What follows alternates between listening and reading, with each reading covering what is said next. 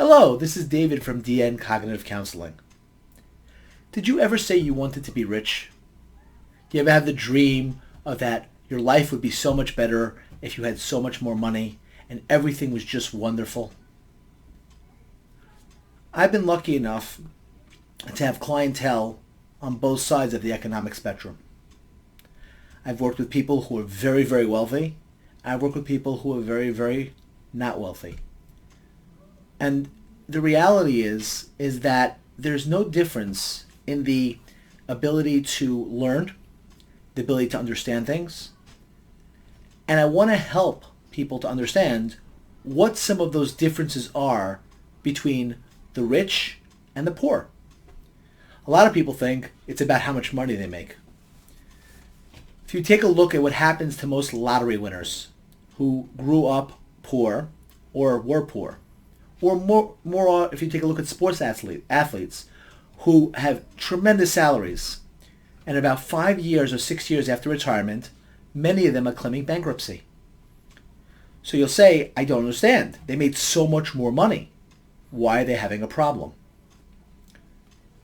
Being rich or being poor is more about psychology than it is about your money.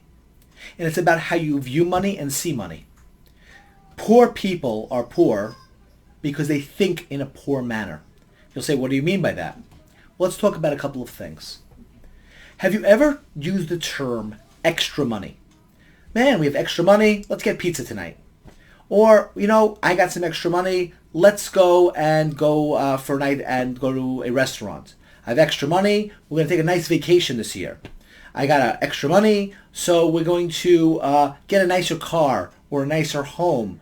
And I keep realizing that I keep raising the stakes because depending on how much extra money that is depending on how big or small that will be.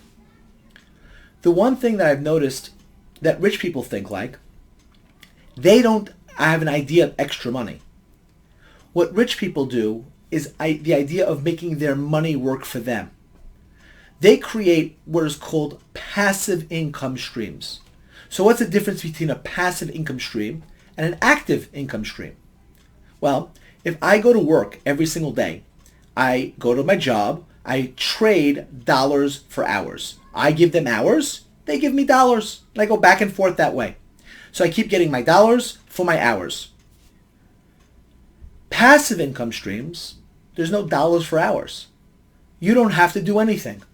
The passive income stream comes. So just an example of that, supposing you bought an apartment and you rented out the apartment.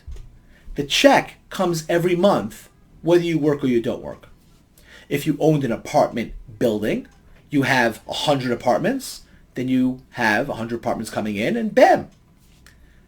But there are many other ways to develop passive income streams. And that is a mindset that people who are rich develop more and more. I just want you to think about a definition of poor, rich, and middle class, because this might give you a better idea of to help you psychologically to recognize where you are and where you want to get to. Poor is the concept of where you don't have enough to sustain yourself. You need help from an outside source. It could be Medicaid, it could be food stamps, it could be a family member, it could be anything outside of yourself that is helping to sustain you, that if they stopped, you're in trouble. Middle class, a person makes enough to sustain themselves. But very quickly, if they lost their income, sort of like what's going on right now, very quickly they become poor and then need help in order to sustain. Then you have the rich. What that they have is their passive income is greater than their expenses. So whether they're working or not, the money's always going to be there and always coming in, and they're able to sustain themselves. This has nothing to do with lifestyle. You could be wealthy living in an apartment, in a building, in a rent-controlled apartment, or you could be dirt poor living in a mansion. But it has a lot to do psychologically with mindset.